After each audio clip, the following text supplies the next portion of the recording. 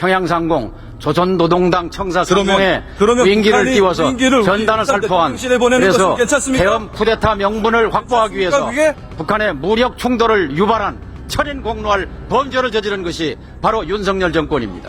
반성해야 합니다. 북한이 먼저 보냈습니다. 반성해요. 하는 거예요. 배변입니다. 그 사람은 지금 감옥에 가 있습니다. 이재명 대북 확성기를 대통령이 들어서 뭘 경기도지사 얻었습니까? 시절에 했던 것처럼 뒷돈이라도 갖다 주실 겁니까? 면책 특권을 이용해서 허위 사실을 공표하면 안 됩니다. 최근에 나중에 법정에서 밝혀질 최근에 것입니다. 쌍방울의 대북 송금은 이재명 대통령과 상관이 없는 것이라는 증언이 나왔습니다. 앞으로 진실은 밝혀질 것입니다. 재판이 아직 안 끝났습니다. 장관님. 대북 확성기, 라디오 방송을 포함해서 그렇게 위력적인 수단들을 모두 알아서 자진 포기하지 않았습니까? 서고까지 다 벗어다 주고 돌려받은 것이 평가받을 만한 것이 못 된다. 허망된 깨꿈 깨라가와 같은 김여정에게 조롱과 막말로 훈계당한 것뿐입니까? 이런 귀중한 레버리지들을 다 갖다 버려놓고 도대체 뭘 가지고 페이스메이커 역할을 하겠다는 겁니까?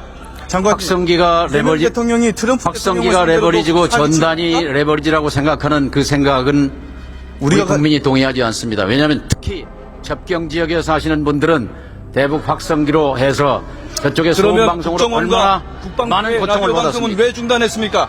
지난 1년 동안 끔찍한 세월이 왜 다 중단했습니까? 전부 다. 그게 레버리지가 아니에요. 자해행위예요. 자해행위. 레버리지입니다. 국민을 위험에 빠뜨리는 행위예요. 지금까지 북한의 변화를 이끌었던 가장 핵심적인 수단이에요. 절대 수단이 아니고 자해행위라고 말합니다. 얘기가 안 통합니다. 고생하셨습니다. 탈북민이라고 했어요. 의석에서 조용하시기 바랍니다. 자, 싸우려면 밖에 나가서 싸우세요. 자, 조현 외교부 장관님께 질의드리겠습니다. 단상으로. 들어가기 전에 한 말씀만 드릴게요. 박충근 됐습니다. 의원님은 평화와 안정의 전도사가 돼야 합니다. 들어가십시오. 대결과 적대의 전도사가 되어서는 안 됩니다. 명심하시기 바랍니다. 북한의 안녕하십니까 장관님. 네. 남북대화 준비 잘하고 계십니까? 예. 이재명 대통령이 페이스메이커 역할하겠다 이런 약속도 하셨죠. 예. 그럼 장관님께 여쭤보겠습니다. 화면을 봐주시기 바랍니다. 이분들 누군지 아십니까? 예. 누굽니까? 대북 억류 되신 분들이 맞습니다. 북한에 12년째 억류되어 있는 우리 국민 김정욱, 김국기, 최춘길, 고현철, 김원호, 함진우 씨입니다. 장관님, 이분들 생사는 확인됩니까? 생사를 확인하려면 협상해야 합니다. 그렇죠. 협상하려면 대화해야 합니다. 그렇죠. 대화하려면 접촉해야 합니다. 일체 접촉이 끊어져 있는 상황이 6년입니다. 이것을 먼저 해소하는 것이 답입니다. 지금 이재명 정부는 남북 대화에 사활을 걸고 있다라고 해도 과언이 아닌 것 같습니다. 그렇다면 북한에 억류된 우리 국민의 신병 확보를 최우선 과제로 삼아야 된다. 저는 이렇게 생각합니다. 장관님, 저 6분의 국내 송환을 협상이 진행이 된다면 최우선으로 협상하겠다 이렇게 약속하실 수 있겠습니까? 협상하려면 대화가 재개돼야 되죠. 대화가 재개되려면 신뢰 구축이 돼야만 됩니다. 약속하시겠습니까? 당연하죠. 최우선으로 협상해 주시기 바라겠습니다.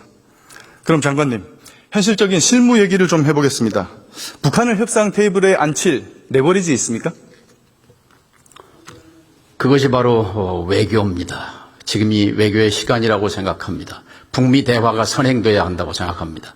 이미 한미 정상회담에서 트럼프 대통령은 의지를 밝힌 바 있기 때문에 이제 우리 정부의 역할도 중요하다고 생각합니다. 제가 이제 왜 어려운지를 좀 말씀드리겠습니다. 대화 하시는데 대화를 하려면 일단 협상장에 끌어내야 될 거 아닙니까? 그 레버리지가 있느냐 이 말씀을 여쭤보는 겁니다. 북한 정권이 협상장에 나오는 경우는 3가지뿐입니다. 첫째, 핵 보유를 인정받고 싶을 때. 둘째, 대북 제재 해제를 포함한 자금이 필요할 때. 셋째, 체제가 위협받고 있을 때. 동의하십니까? 생각이 좀 다릅니다. 다릅니까? 그럼 하나하나 좀 보겠습니다. 다르실 수 있습니다. 첫 번째, 좌정훈 우푸틴. 장관님, 제가 지금 무슨 말을 하고 있는지 짐작하십니까? 예, 북중러 세 정상이 세계의 삼각 공조의 이미지, 그런 모습을 발신했습니다. 이것은 한반도의 평화와 안정에 국면이 바뀌고 있는 굉장히 중요한 신호라고 생각합니다. 그렇습니다. 이들의 공통점은 모두 미국을 타격할 수 있는 핵무력을 보유했다는 점입니다. 신냉전의 신호탄입니다. 그리고 우리가 여기서 주목해야 할 점은 시진핑 주석이 북한은 우리와 어깨를 나란히 한다. 핵보유국으로 인정한다. 이런 메시지를 던졌다는 것입니다. 동의하십니까? 동의하지 않습니다. 동의하지 않습니까? 신냉전이란 말도 동의하지 않습니다. 왜냐하면 중국의 시진핑 주석은 상하이 협력기구 공동성명에서 분명히 이렇게 밝혔습니다. 중국은 진영 대립을 원치 않는다. 진영 대결을 원치 않는 중국이 3자 북중로 동맹을 통해서 신냉전 구도를 환영할 리 없습니다. 따라서 이번에 북중로 전승절 행사에 막무에 서기는 했지만 3자 정상회담은 없었던 것이 증거입니다. 북한과 중국이 지금까지 해온 행태를 보고도 그런 말씀을 하신다니 참 안타깝습니다. 장관님, 제가 왜 이런 말씀을 드리는지 한번 설명 들어볼게요.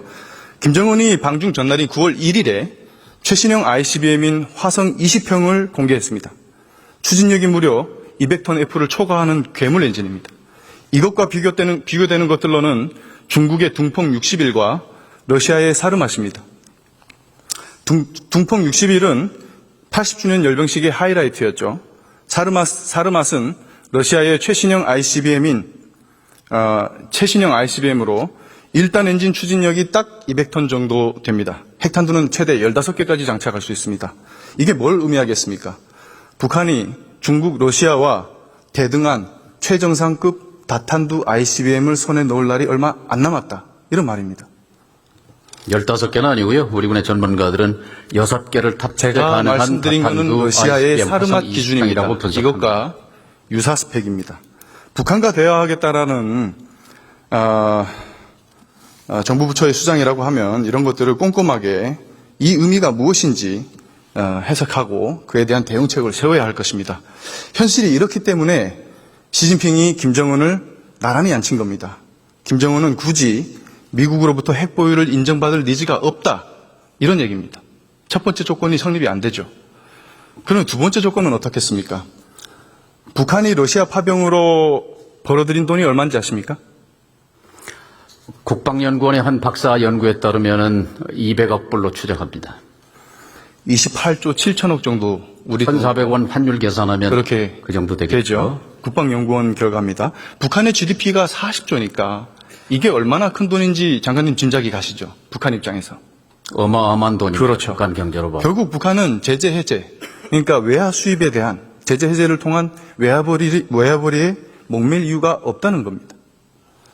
그렇다고 해서 생각하십니까? 인민생활 향상까지 이어진 것은 아닙니다. 북한은 일부러 인민생활을 향상시키지 않습니다. 왠지는 아실 겁니다. 어떻게 하실 생각이십니까? 이런 상황에. 돈도 필요 없는데. 뭘 물으신 겁니까? 어떻게 대화에 끌어내실 거냐고 여쭙는 겁니다. 대화는 끌어내서 하는 것이 아닙니다. 상대를 존중하고 인정할 때 스스로 걸어나와서 협상 테이블에 앉는 겁니다. 국어라고 애고라면 되는 겁니까? 세 번째 조건은 어떻습니까? 장관님. 북한이 지금 체제 위협을 느끼고 있습니까? 북에게 대한민국 자체가 최대의 위협입니다. 아까 28조가 큰 돈이라고 했지만 남쪽의 국방비가 66조입니다. 그리고 북한의 GDP가 40조인데 대한민국의 GDP가 2,000조입니다. 남한의 존재 자체가 그들에게는 위협인 셈입니다. 장관님은 지금 진실을 호도하고 계십니다. 우리가 먼저 도발한 적 있습니까? 지금까지 모든 도발은 북한에서 먼저 했습니다. 먼저 도발한 적이 있죠. 언제 했습니까? 말씀해 보십시오. 언제 했습니까? 2024년 10월 1일, 10월 9일, 10월 10일 세 차례에 걸쳐서 평양상공 조선노동당 청사 상공에 그러면 위인기를 북한이 띄워서 위인기를 전단을 살포한 대통령실에 보내는 그래서 것은 괜찮습니까? 대엄 쿠데타 명분을 확보하기 위해서 그게? 북한의 무력 충돌을 유발한 천인공노할 범죄를 저지른 것이 바로 윤석열 정권입니다. 반성해요. 북한이 먼저 보냈습니다. 반성해요. 하는 거예요. 배변입니다. 그 사람은 지금 감옥에 가 있습니다. 청소한 거는 다 잊어버리셨어요. 도발한 거 다 잊어버리셨어. 예, 돈 주고 총 쏴달라고. 김정은은 지금 시진핑 푸틴에게 인정받았지. 러시아에서 외화를 잔뜩 벌어들였지. 거기다가 눈에 가시 갔던 대북 심리전 수단도 다 중단됐지. 부족한 게 없다는 얘기예요. 어떻게 끌어내실 겁니까? 장관님, 대북 심리전 수단이 얼마나 위력적인지 아십니까? 박충권 의원님의 그런 분석도 가능합니다. 그러나 반대 시각도 있을 수 있습니다. 그러니까 중국과 북중 관계와 북러 관계를 다진 뒤에 예를 들면 화성 20평을 9월 1일 날 베이징을 출발하면서 공개한 사실과 돌아와서 일주일 뒤에 9월 8일 이 고체 엔진 분사 시험을 참관한 것을 굳이 공개한 그 목표가 어디 있다고 생각하십니까? ICBM은 15,000km 나갑니다. 한국과 일본이 대상이 아닙니다. 누구를 보라고 한 ICBM 공개였습니까? 저는 미국이라고 생각합니다. 제가 아까 다 설명드린 겁니다. 지난 2015년에 있었던 일입니다. 북한이 목함질에 도발을 했고 사과했습니다. 그 부분에 대해서. 북한 최초의 사과였고 정말 절대 존엄인 김 씨가 입장에서는 절대 용납할 수 없는 지옥이었을 겁니다. 단연 1등 공신은 대북 확성기 방송이었습니다. 그만큼 치명적이었다는 겁니다. 이 치명적이라는 말은 그것이 곧 대북 레버리지로도 작동할 수 있다는 얘기입니다. 그런데 지금 그 레버리지들이 안전하게 있습니까? 잘 있습니까? 저는 레버리지라고 생각하지 않습니다. 우리가 가진 유일한 레버리지입니다. 지금 상황에서. 자행위의 그럼 옛날 그러면은 또 이재명 대통령이 경기도지사 시절에 했던 것처럼 뒷돈이라도 갖다 주실 겁니까? 면책 특권을 이용해서 허위 사실을 공표하면 안 됩니다. 최근에 나중에 법정에서 밝혀질 것입니다. 쌍방울의 대북 송금은 이재명 대통령과 상관이 없는 것이라는 증언이 나왔습니다. 앞으로 진실은 밝혀질 것입니다. 재판이 아직 안 끝났습니다. 장관님. 대북 확성기, 라디오 방송을 포함해서 그렇게 위력적인 수단들을 모두 알아서 자진 포기하지 않았습니까? 서고까지 다 벗어다 주고 돌려받은 것이 평가받을 만한 것이 못 된다. 허망된 깨꿈 깨라가와 같은 김여정에게 조롱과 막말로 훈계당한 것뿐입니까? 이런 귀중한 레버리지들을 다 갖다 버려놓고 도대체 뭘 가지고 페이스메이커 역할을 하겠다는 겁니까? 장관님, 확성기가 레버리지, 대통령이 트럼프 확성기가 레버리지고 전단이 레버리지라고 생각하는 그 생각은 우리 국민이 동의하지 않습니다. 왜냐하면 특히 접경 지역에 사시는 분들은 대북 확성기로 해서 저쪽에 소음방송으로 얼마나 많은 고통을 받았습니까? 왜 중단했습니까? 지난 1년 동안 끔찍한 세월이 왜 다 중단했습니까? 전부 다. 그게 레버리지가 아니에요. 자해행위예요. 자해행위. 레버리지입니다. 국민을 위험에 빠뜨리는 행위예요. 지금까지 북한의 변화를 이끌었던 가장 핵심적인 수단이에요. 절대 수단이 아니고 자해행위라고 말씀드립니다. 얘기가 안 통합니다. 고생하셨습니다. 우리 박충권 의원님은 먼저 온 통일이라고 일컬어지는 34,000명 북향민의 명예를 대표합니다. 이 국회 의정 단장은 품격의 탈북민을 모독하고 북한 주민을 모독하지 마십시오. 2,600만 북한 주민이 먼저 온 통일이라는 방청석 조용하세요. 의석 조용하시기 바랍니다. 비공개하고 이게 무슨 짓입니까? 들어가십시오. 조용하세요. 탈북민이라고 했어요. 의석에서 조용하시기 바랍니다. 자, 싸우려면 밖에 나가서 싸우세요. 자, 조현 외교부 장관님께 질의드리겠습니다. 단상으로. 들어가기 전에 한 말씀만 드릴게요. 박충권 의원님은 평화와 안정의 전도사가 돼야 합니다. 들어가십시오. 대결과 적대의 전도사가 돼서는 안 됩니다. 명심하시기 바랍니다. 북한에 다 갖다 바치는 대북 정책 해갖고 뭘 잘했다고 평화와 안정의 대변자가 되시기 바랍니다. 통일부 적대와 장관. 대결과 분열의 전도사가 되시기 통일부 장관. 이 자리는 국무위원이 의원으로부터 질문받고 답변하는 자리입니다. 국무위원이 의원에게 가르치는 자리는 아닌 것 같습니다.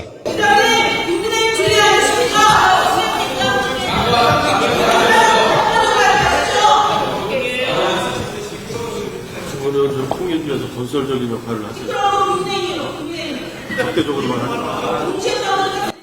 제가 시간이 없어서 얘기를 못 하겠습니다.